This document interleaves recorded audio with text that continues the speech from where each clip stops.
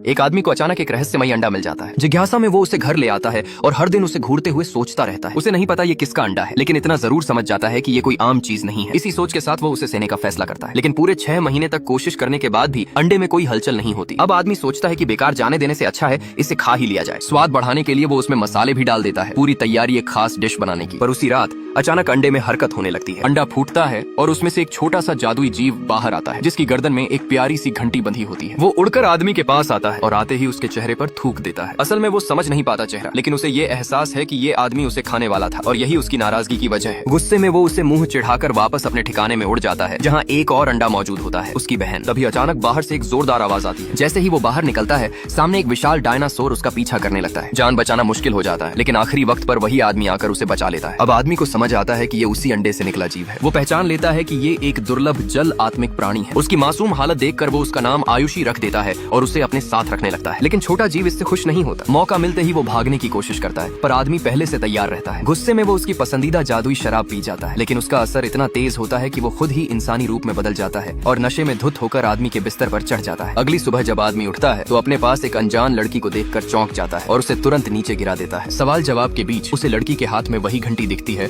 और खाली पिंजरा देखकर सब समझ जाता है ये वही छोटा जीव है जो अब इंसान बन चुका है। लेकिन जैसे ही वो खुश होने लगता है, लड़की गुस्से में उस पर हमला कर देती है। उसे अभी भी याद है कि ये आदमी उसे खाना चाहता था। मौका मिलते ही वो उसके कंधे पर काट भी लेती है। किसी तरह आदमी जादू से खुद को बचाता है और उससे माफी मांगने लगता है, लेकिन वो उसे छोड़ने के मूड में नहीं होती। दोनों के बीच ये अजीब टकराव चलता रहता है और ये सब आदमी का गुरु भी दूर से देख रहा होता है, हैरान कि उसका शिष्य इतना कमजोर कैसे हो सकता है। इसी बीच एक चालाक लड़की उस आदमी को अपने जाल में फंसाने की कोशिश करती है। वो उससे एक खास जादुई छाता हासिल करना चाहती है, जो उसकी जान बचाने वाला एकमात्र हथियार है। उसकी नौकरानी इस बात का विरोध करती है, लेकिन उसकी मासूम एक्टिंग के सामने आदमी पिघल जाता है। रात में वो लड़की फिर आती है और अपनी चालाकी से आखिरकार वो छाता हासिल कर लेती है। उधर अनजान में आयुषी और वो आदमी एक खतरनाक जगह 9 गहराइयों वाली काल कोठरी की ओर निकल पड़ते हैं, एक खास शक्ति की तलाश में। अदृश्य कपड़े की मदद से वो खतरों से बचते हुए अंदर पहुंच जाते हैं, लेकिन तभी आयुषी को एक घायल लोमड़ी दिखती है। जैसे ही वो उसे उठाती है, आसपास के जादुई पौधे सक्रिय हो जाते हैं और हमला करने लगते हैं। आयुषी के पास खुद को बचाने की ताकत नहीं होती, लेकिन आदमी समय रहते उसे अदृश्य कपड़ा दे देता है और खुद खतरे में आ जाता है। ये देखकर आयुषी इमोशनल हो जाती है, जल्दी से लोमड़ी को सुरक्षित रखती है